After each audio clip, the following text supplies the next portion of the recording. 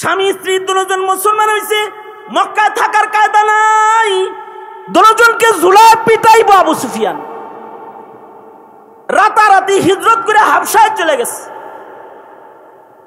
নাজ্জাশী বাদশাহ মুসলমান হয়ে গেছে, মুসলমানদেরকে আশ্রয় দাতা। মুসলমানরা গোপনে ইসলাম যারা কবুল করে তারা হিজরত করে করে হাবশায় চলে যায়। কারণ হলো তখনও হুদাইবিয়ার সন্ধিপত্র বাস্তবায়িত, ইসলাম কবুল করলেই মক্কায় থেকে হিজরত করে মদিনায় যাওয়া যায় না।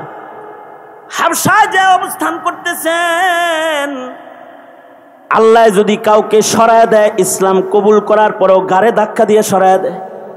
হযরত উম্মে হাবিবা একদিন স্বপ্নে দেখতেছেন ওনার স্বামীর চেহারা পাল্টায় গেছে। ভয় পেয়ে গেলেন, স্বামীর চেহারা পাল্টায় গেছে, তাইলে কি আবার ইসলাম ছাইরা দিব নাকি? সত্যই ঘটনা তাই ঘটল। দুইজন মুসলমান হইছে, একজন ইসলামে অটল আছে, কিন্তু স্বামী খ্রিস্টান হয়ে গেছে, খ্রিস্টান মেয়ের পিছু ধরে পালায় গেছে। ইসলামের উপরে উম্মে হাবিবা অটল রয়েছে। ইসলামের জন্য কত কোরবানি দিল, মক্কা নগর ছাড়লো, বাপের ঘর ছাড়লো, ভিটা বাড়ি ছাড়লো, হাবশায় আসলো। যে স্বামীর হাত ধরে হাবশায় আসলো ওই স্বামীও খ্রিস্টান হয়ে গেল। কত অসহায়ত্ব!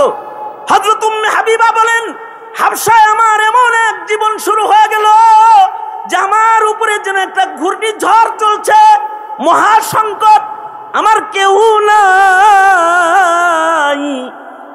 সংকটের ভেতরেও যখন আমি আমার আল্লাহকে ডাকতেছিলাম, আমার আল্লাহ খুশি হয়ে গেল।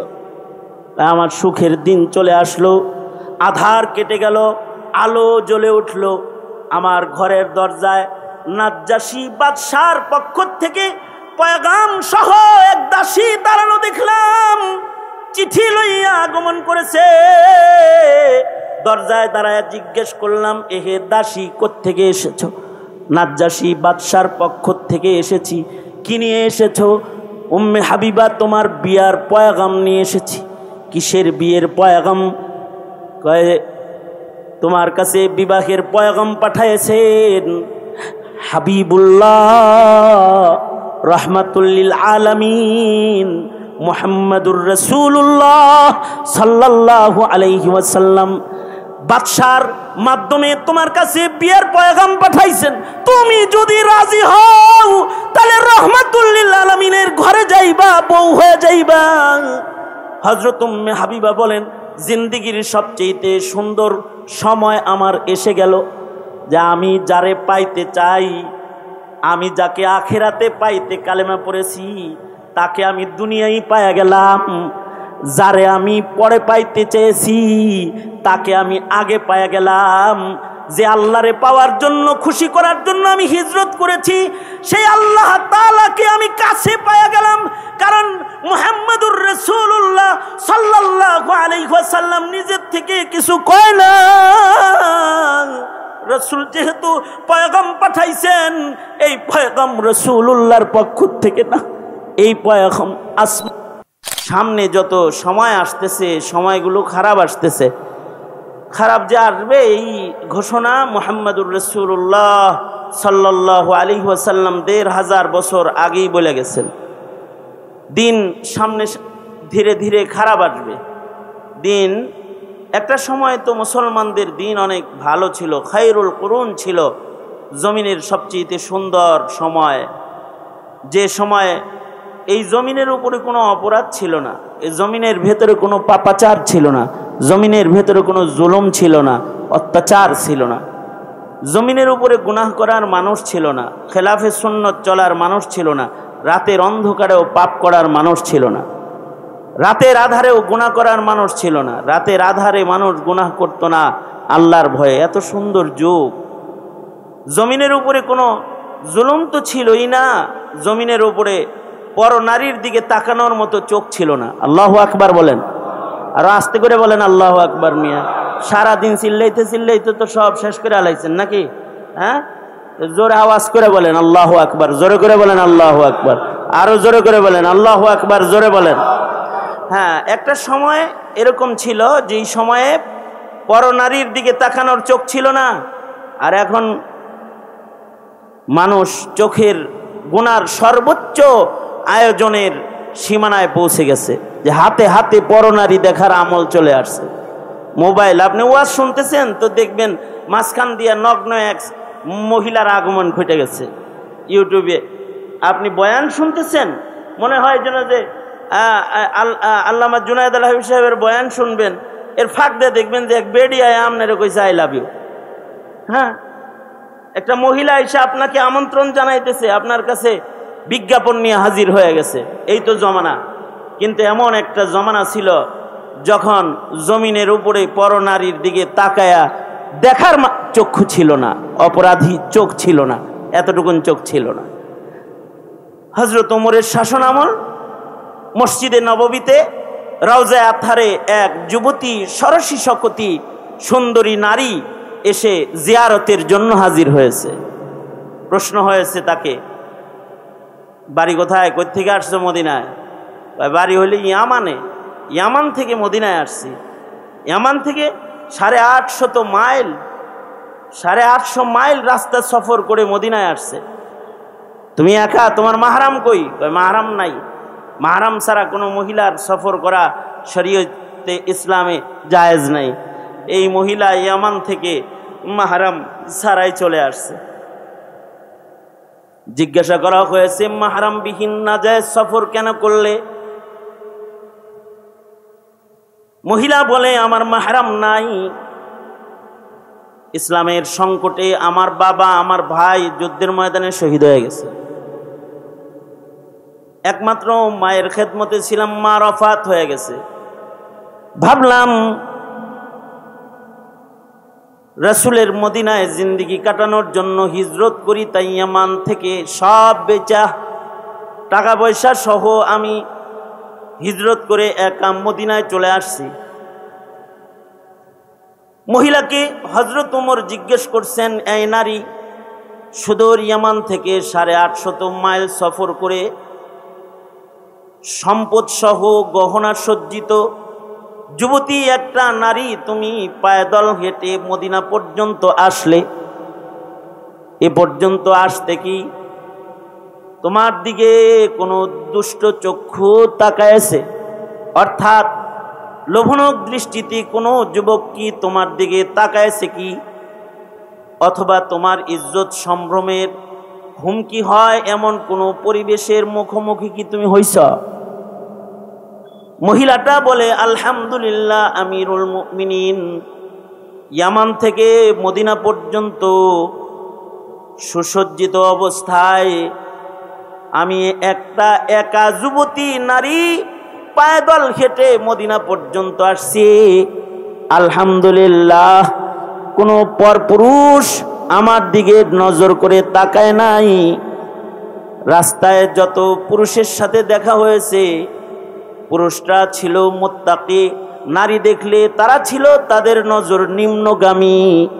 কোনো লোভনক দৃষ্টি এ লম্বা সফরের ভেতরেও আমার দিকে তাকায় নাই।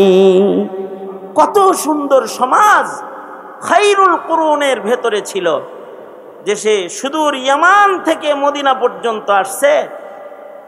কোনো যুবতী নারী তার দিকে তাকায় দেখার মানুষ ছিল না।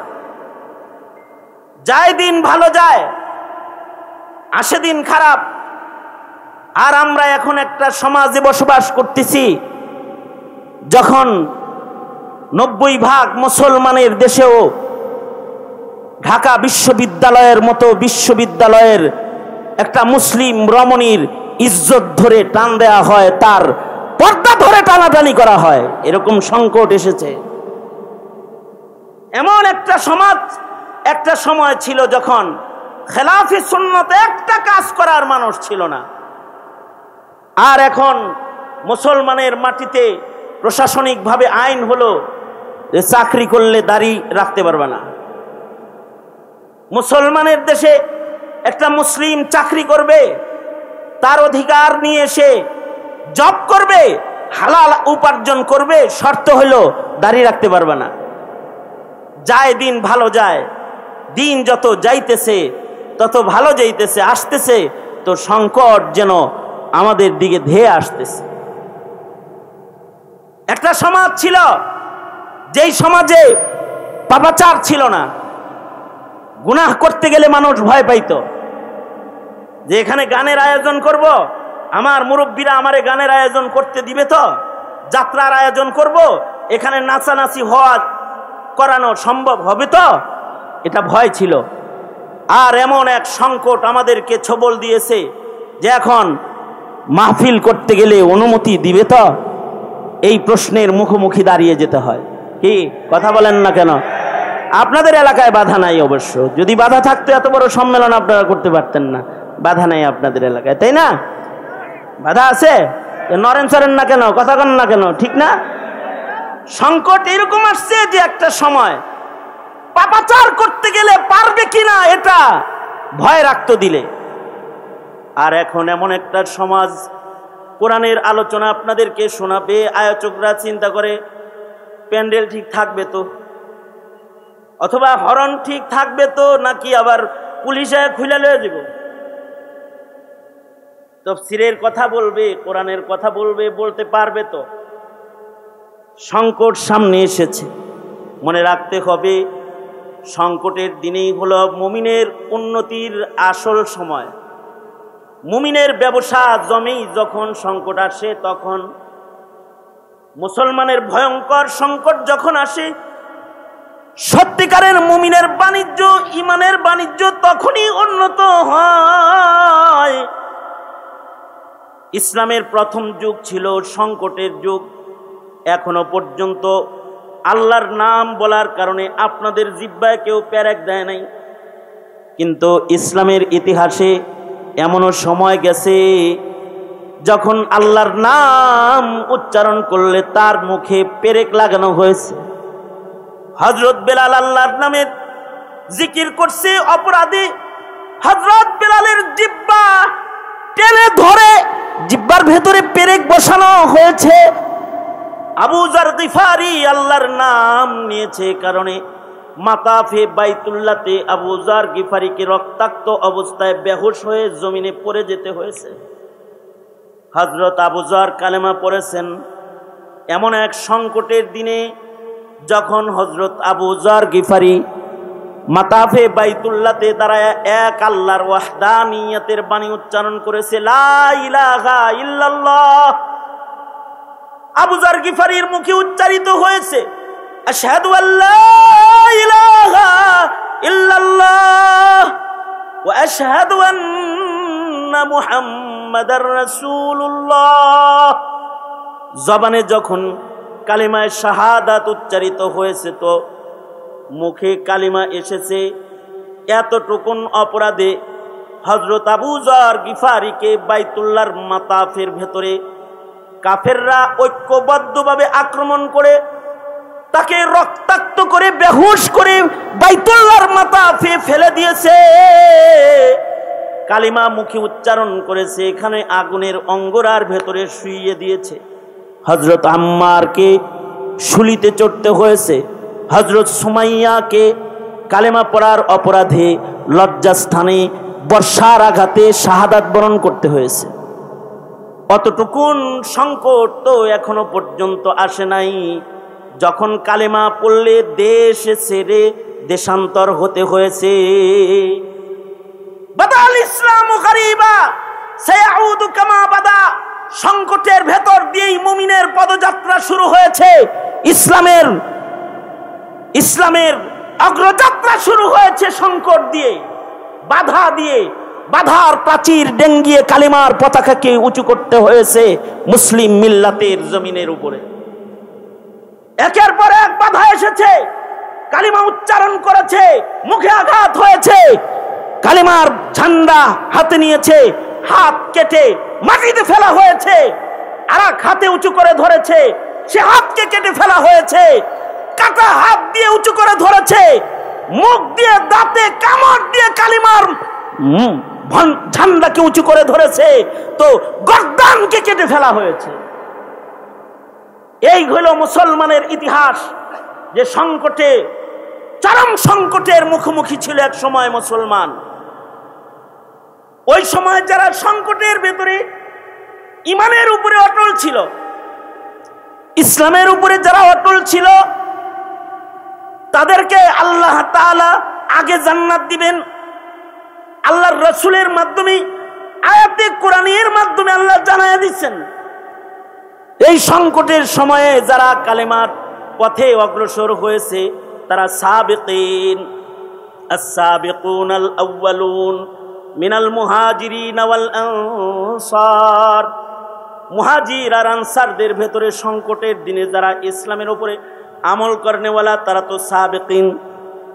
আস-সাবিকুন আল-আউয়ালুন মিনাল মুহাজিরিন ওয়াল আনসার।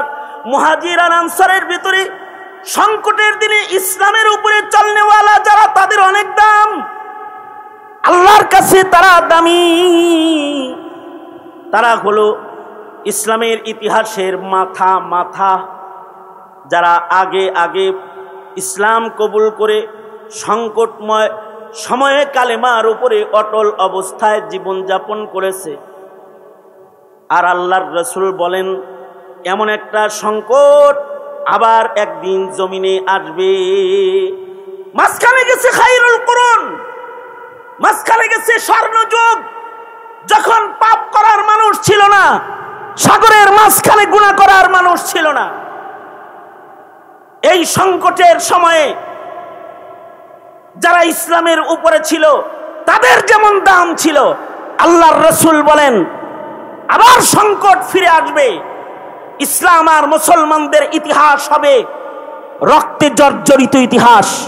ইসলাম আর মুসলমানদের ইতিহাস হবে অস্ত্রের নিচে নামাজ আদায় করার ইতিহাস। ইসলাম আর মুসলমানদের ইতিহাস হবে ক্ষতবিক্ষত বদনে কিবলামুখী হয়ে সাজদারত, কপাল দিয়ে লহু ঝরা আর মুখ দিয়ে তাসবিহ পড়ার ইতিহাস। আবার সেই ইতিহাস ফেরত আসবে। সরওয়ারে দু আলম নবী বলেন ফাতুবা লিল গুরাবা। ওই সময় যারা ইসলামের উপরে অটল থাকবে তারাও সেই সাবিকিন যারা মর্যাদার, তাদের মতো মর্যাদার অধিকারী হবে। এই যে যায় দিন ভালো যায় আসে দিন খারাপ, এই সময়ের একটা অনেকে বলে কি এই ভাই মাদ্রাসায় পড়ায়েন হুজুর, ছেলেরে হুজুর বানায়েন। সমাজ এখন ভালো না, এখন মাদ্রাসায় পড়াইলে জঙ্গি বলে ধরে নিয়ে যাবে, তালেবান বলে ধরে নিয়ে যাবে। এখন মাদ্রাসায় পড়াইলে পরে মূল্যায়ন পাবে না, ডাক্তার বানাইতে হবে, ইঞ্জিনিয়ার বানাইতে হবে। সংকটের দিনেই দাম বাড়ে। কাঁচামরিচের দাম 1200 টাকা হয়েছিল ওই সময় যখন সংকট হয়েছে। ঠিক ঠিক বললেও ঠিক, না বললেও ঠিক। চান্দু ঠিক না বে ঠিক? জোরে আওয়াজ করে বলেন ঠিক না বে ঠিক? 1200 টাকা হয়েছিল কাঁচামরিচের দাম। আপনাদের এখানে কত হয়েছিল? কি বেবলার মধ্যে বয়ে রয়েছ কেন? কথা কাও না কেন? এখানে কত হয়েছিল? 1200। কিনলে গে মার্কেটে অনেক মরিচ ছিল এই জন্য না? হ্যাঁ, সংকট যখন পয়দা হয়েছে তখন মরিচের মূল্য বেড়েছে। এখন হক্কানি একজন আলেমের ইলমি ময়দানে সংকট শুরু হয়েছে। একজন হক পুরুষ, একজন দাঈর দাওয়াতি জীবনে সংকট শুরু হয়েছে। একজন মর্দে মুমিনের ঈমানি জীবনে সংকটপূর্ণ অবস্থান তৈরি হয়েছে। টুপির সংকট শুরু হয়েছে, দাড়ির সংকট শুরু হয়েছে, ইসলামের কথা বলার সংকট শুরু হয়েছে। আল্লাহর নাম নিলে তাদের গলা টিপে ধরার সংকট শুরু হয়েছে। হত্যা, চুরি, ডাকাতি আর অন্যায়ের রাত যারা করে তাদের জন্য জমিন হয়েছে শ্বশুর বাড়ি, আর আলেমের জায়গা হয়েছে জিন্দান খানার লৌহ কপাট। আলেমের জায়গা হয়েছে জিন্দান খানার লৌহ কপাট। এই সংকট যখন শুরু হয়েছে, এমন সংকটের দিনেই মনে রাখতে হবে ইসলামের এই সংকটেই মুসলমানের দাম। জাতি, এই যুব সমাজ, তোমাদেরকে বলি এই সংকটের দিনেই এই টুপির মূল্য, এই সংকটের দিনেই একটা মাহফিলের মূল্য, এই সংকটের দিনেই দাড়ির মূল্য, এই সংকটের দিনেই শরীয়তে ইসলামের আদনা আছে, আদনা আমলের মূল্য প্রতিষ্ঠা হবে। কি মনে করেছো লা তাকুমুস সাআহ? আল্লাহর রাসূল বলেছেন জমিনের উপরে একজন মানুষ আল্লাহ আল্লাহ জিকির করলেও কিয়ামত সংগঠিত হবে না। জিকরুল্লাহর একজন মানুষের জিকরুল্লাহর জিকিরের মূল্য আর পাওয়ার সেদিন আল্লাহ পাকের দরবারে কেমন প্রতিষ্ঠিত হবে? এইভাবে ওয়াজ কইরাও হেদায়েত আসবে না। যদি না আল্লাহ কপালে সংকটের দিন ইসলামের উপরে অটলতা নসিবে না রাখে, মুসলমানের ঘরে জন্মায়ও ইসলামের উপরে অটল থেকে কবরে যেতে পারবে না, যদি না আল্লাহ তাআলা তার কপালে ভালাই না রাখে। এই কারণেই মুহাম্মদুর রাসূলুল্লাহ সাল্লাল্লাহু আলাইহি ওয়াসাল্লাম উম্মতকে নিজে হেদায়েতের উপরে অটল থাকা আর আল্লাহর নাম নেওয়ার তৌফিক হওয়া, আল্লাহর গোলামির সুযোগ হওয়ার দোয়াও শিক্ষা দিয়েছেন। নিজের ইচ্ছায় ইমানদার হওয়া যায় না, হেদায়েতের উপরে অটল থাকা যায় না, যদি না মহান আল্লাহ সন্তুষ্ট হয়ে বান্দাকে হেদায়েতের উপরে না রাখে। কারণ হেদায়েত দেনেওয়ালা কে? আওয়াজ করে বলুন, আরো জোরে আওয়াজ করে চিৎকার করে বলুন, হেদায়েত দেনেওয়ালা কে? আল্লাহর নামের আওয়াজ আল্লাহকে খুশি করার মানুষে উঁচু আওয়াজে বলুন, হেদায়েত দেনেওয়ালা কে? আল্লাহ তাআলা হেদায়েত দেনেওয়ালা। আমি বয়ান করব অথবা সারা দিন ভৈরা বয়ান করছে, এই কারণে জাফলংবাসী হেদায়েত পাওয়া যাবে? যদি না আল্লাহ তাআলা কপালে হেদায়েত না রাখে, হবে না। এই কারণে আল্লাহর রাসূল সুন্দর সুন্দর দোয়া শিখাইছেন। বেশি কথা না বলে সংকটের দিনে দোয়ার আহ্বান জানাই যে বেশি বেশি দোয়ার আমল শুরু করেন। এই সংকটের সময় কি দোয়া পড়বেন? যে হেদায়েতের উপর অটল থাকার কিছু দোয়া আছে, সেই দোয়াগুলো পড়বেন। প্রতি নামাজের পরে আল্লাহর রাসূল কিছু দোয়া শিখাইছেন, যা প্রতি নামাজের পরে পড়া মসনুন দোয়া। ফরজ নামাজের পরে দোয়া কবুল হয়। আল্লাহর রাসূল ফরজ নামাজের পরে কিছু কিছু দোয়া বিল ইহতিমাম পড়তেন।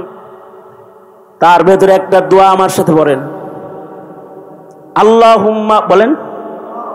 আওয়াজ যারা পারেন তারা তো পারেননি, যারা পারে না আপনাদের সাথে পড়লে তাদের জবানে দোয়াগুলো এসে যাবে। বলেন আল্লাহুম্মা আইন্নি আলা যিকরিকা ওয়া শুকরিকা ওয়া হুসনি ইবাদাতিক। এর চাইতে জোরে পারেন না? পারেন? কিরকম পারেন দেখি। আরে আমি বলি তারপরে বলেন, সুন্দর করে বলবেন আল্লাহুম্মা। আরেকটু বাড়ান, মুসার দিছি, ডান দিকে মুসরাইছি, আরেকটু বাড়ান, আরেকটু বাড়ান, বলেন আল্লাহুম্মা। আওয়াজ করে বলেন আল্লাহুম্মা আইন্নি আলা যিকরিকা ওয়া শুকরিকা ওয়া হুসনি ইবাদাতিক। আল্লাহুম্মা আইন্নি আলা যিকরিকা ওয়া শুকরিকা ওয়া হুসনি ইবাদাতিক।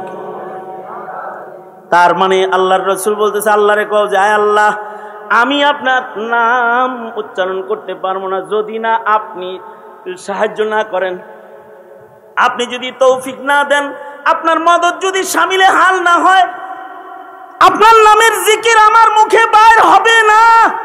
তাই ওগো আল্লাহ, আপনার নামের জিকির করার তৌফিক আমাকে দান করেন। আপনার নিয়ামতের শুকর আদায় করার তৌফিক আমার হবে না যদি না আপনি আমার মুখে বের না করে দেন আলহামদুলিল্লাহ। ওগো আল্লাহ, আপনি আমাকে শুকর করার তৌফিক দান করেন। ওগো আল্লাহ, যে আমলগুলো আপনার কাছে পছন্দের, যে আমলগুলো আপনি পছন্দ করেন, সে আমলগুলো ততক্ষণ পর্যন্ত আমি করতে পারবো না যতক্ষণ না পর্যন্ত আপনার মদদ শামিলে হাল না হবে। আপনি তৌফিক দিলেই করা সম্ভব, আপনি তৌফিক না দিলে করা সম্ভব না। আল্লাহর নামের তাকবীর, আল্লাহর নামের উচ্চারণ মুসলমানের ঘরে জন্মানোর পর অনেকের মুখে বাইর হয় না, বাইর হয় না। মার্কা বাইর হবে, আল্লাহু আকবার বাইর হবে না, আল্লাহু আকবার বাইর হবে না।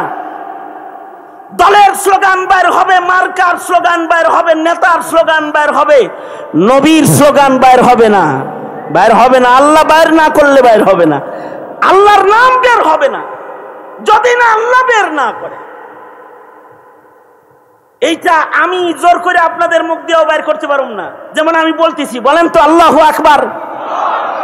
এর ভিতরে অনেকে বলে নাই, দেনদার মতো বলেছিল, এই এরকম করে তাকায় রয়েছে।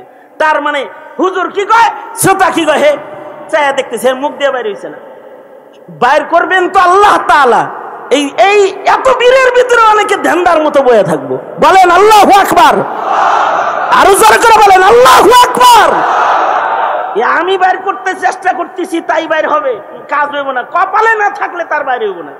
মুহাম্মাদুর রাসূলুল্লাহ সাল্লাল্লাহু আলাইহি ওয়াসাল্লাম চেষ্টা করেছেন নিজের চাচার মুখ দিয়ে বাইর করতে, বাইর হয় নাই।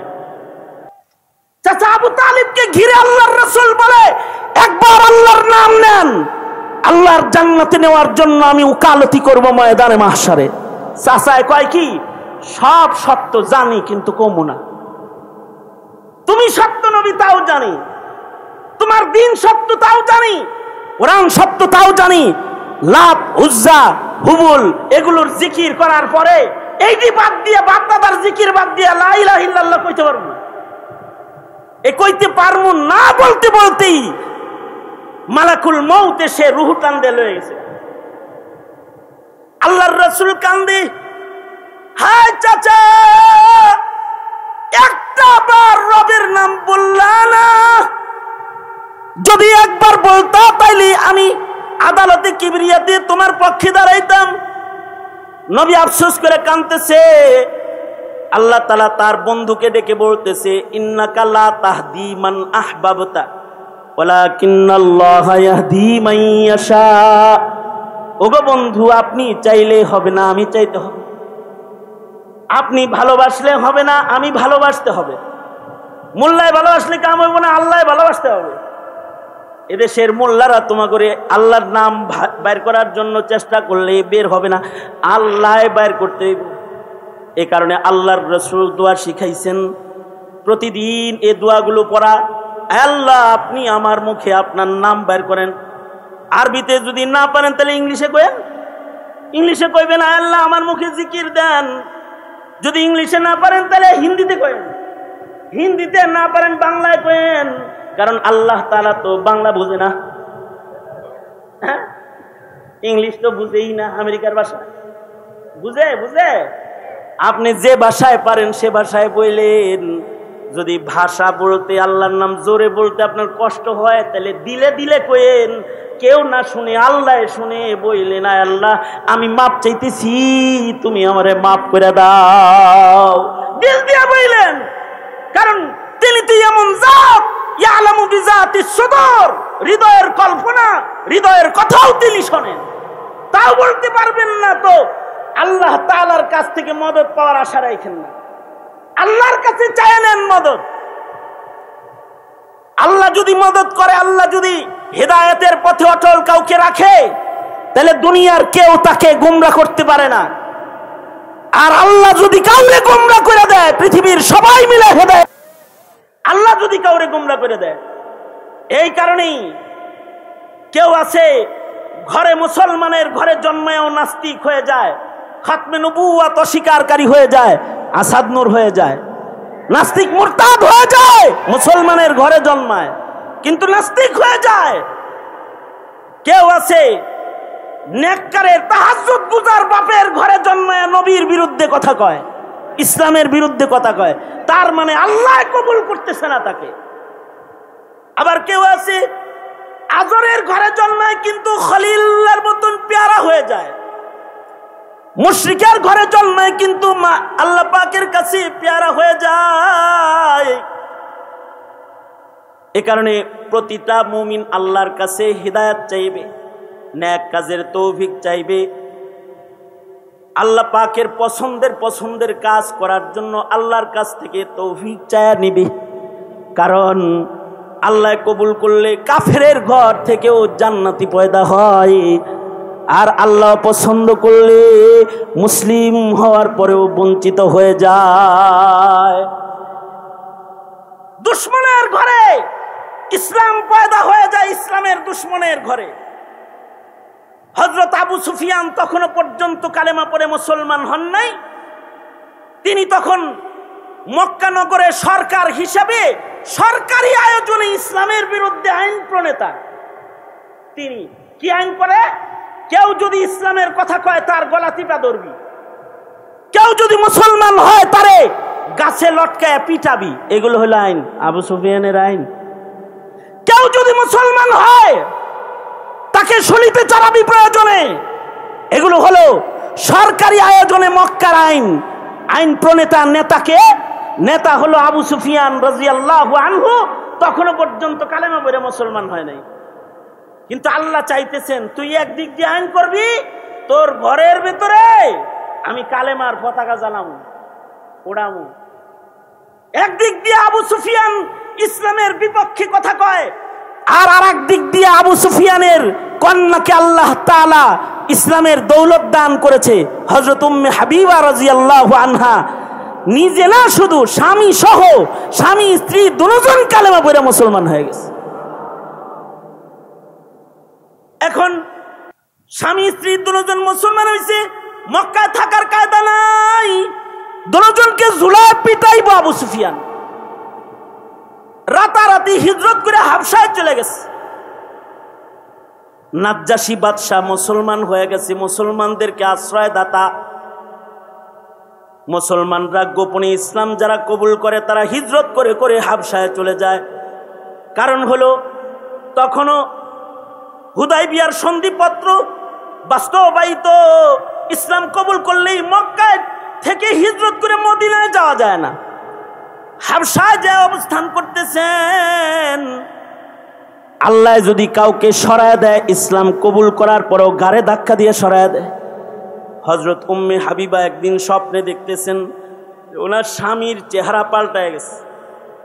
ভয় পেয়ে গেলেন, স্বামীর চেহারা পাল্টায় গেছে, তাইলে কি আবার ইসলাম ছাইরা দিব নাকি? সত্যই ঘটনা তাই ঘটল।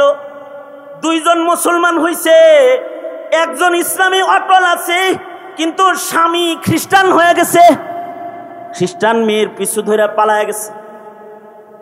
ইসলামের উপরে উম্মে হাবিবা অটল রয়েছে। ইসলামের জন্য কত কোরবানি দিল, মক্কা নগর ছাড়লো, বাপের ঘর ছাড়লো, ভিটা বাড়ি ছাড়লো, হাবশায় আসলো। যে স্বামীর হাত ধরে হাবশায় আসলো, ওই স্বামীও খ্রিস্টান হয়ে গেল।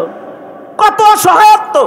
হযরত উম্মে হাবিবা বলেন, হাবশায় আমার এমন এক জীবন শুরু হয়ে গেল যে আমার উপরে যেন একটা ঘূর্ণিঝড় চলছে, মহা সংকট, আমার কেউ নাই।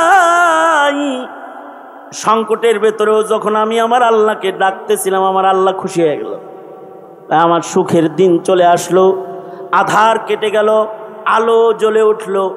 আমার ঘরের দরজায় নাজ্জাশী বাদশার পক্ষ থেকে পয়গাম সহ এক দাসী দাঁড়ানো দেখলাম, চিঠি লইয়া আগমন করেছে। দরজায় দাঁড়ায় জিজ্ঞেস করলাম, এহে দাসী কোত্থেকে এসেছো? নাজ্জাশী বাদশার পক্ষ থেকে এসেছি। কি নিয়ে এসেছো? উম্মে হাবিবা, তোমার বিয়ার পয়গাম নিয়ে এসেছি। কিসের বিয়ের পয়গাম? কয়ে তোমার কাছে বিবাহের পয়গাম পাঠাইছেন হাবিবুল্লাহ রহমাতুল্লিল আলামিন মুহাম্মাদুর রাসূলুল্লাহ সাল্লাল্লাহু আলাইহি ওয়াসাল্লাম বাদশার মাধ্যমে তোমার কাছে বিয়ের পয়গাম পাঠাইছেন। তুমি যদি রাজি হও তাহলে রহমাতুল্লিল আলামিনের ঘরে যাইবা, বউ হয়ে যাইবা। হযরত উম্মে হাবিবা বলেন, জিন্দেগির সবচেয়ে সুন্দর সময় আমার এসে গেল, যে আমি যারে পাইতে চাই, আমি যাকে আখিরাতে পাইতে কালেমা পড়েছি, তাকে আমি দুনিয়ায় পাইয়া গেলাম। যারে আমি পরে পাইতে চেয়েছি, তাকে আমি আগে পাইয়া গেলাম। যে আল্লাহরে পাওয়ার জন্য, খুশি করার জন্য আমি হিজরত করেছি, সেই আল্লাহ তাআলাকে আমি কাছে পাইয়া গেলাম। কারণ মুহাম্মাদুর রাসূলুল্লাহ সাল্লাল্লাহু আলাইহি ওয়াসাল্লাম নিজের থেকে কিছু কয় না।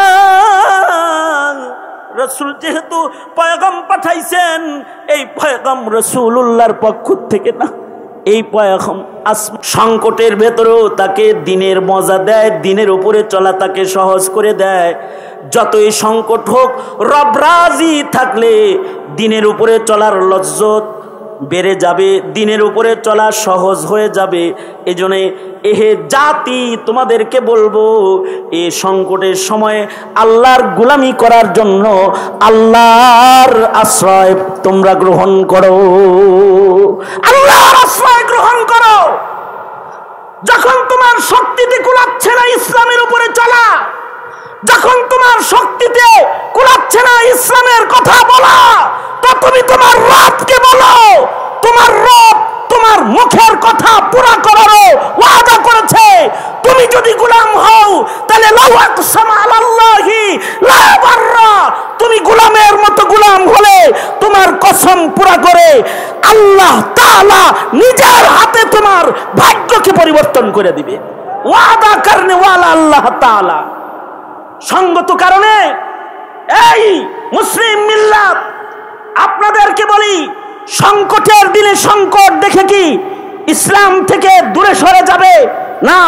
মেঘ দেখে তুই করিস নে ভয়, আড়ালে তার সূর্য হাসে। যতই সংকট আসুক, সংকটের সময়ে রবের মদদ কামনায় নিজে ইসলামের উপরে ইস্তেকামতের সাথে দাঁড়িয়ে আল্লাহ পাওয়ার জন্য সদা সর্বদা সর্বোচ্চ কুরবানি দিতে তৈয়ার থাকবো এবং আল্লাহর মদদ কামনা করেই যাব ইনশাআল্লাহ। রাজি আছি তো ইনশাআল্লাহ।